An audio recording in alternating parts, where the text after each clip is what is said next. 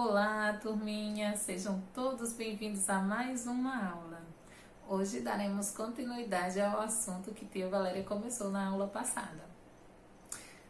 Na aula anterior, eu falei para vocês que nesse período junino, na nossa região, estão proibidos os festejos. E hoje a tia Valéria vai explicar o porquê.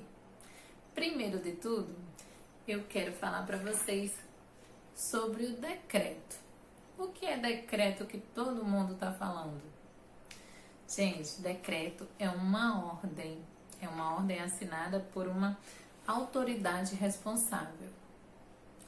Então, como toda ordem, deve ser cumprida, certo? E o decreto que a nossa governadora assinou para esse período, que foi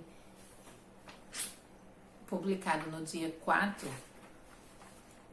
ele fala que nós não devemos acender fogueira, nem soltar fogos.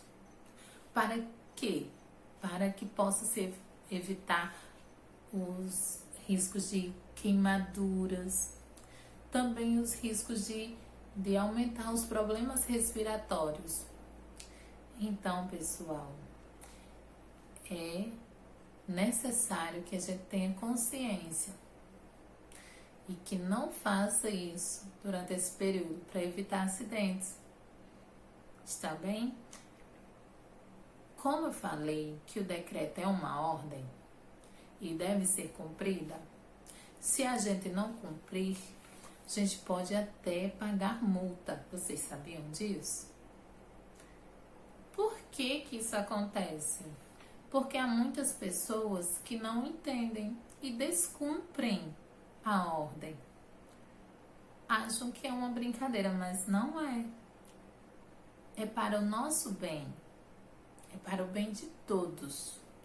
Então, vamos fazer o possível para que a gente possa cumprir essa ordem.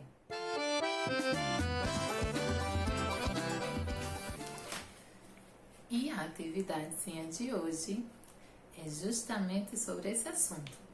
Vocês vão criar um cartaz com uma folhinha ou podem gravar um vídeo alertando as pessoas para que elas não descumpram essa ordem, esse decreto. Alertando as pessoas para que elas não acendam fogueiras, não soltem fogos. Vamos fazer uma campanha bem legal? É para o bem de todos. Então vamos nos unir nessa luta.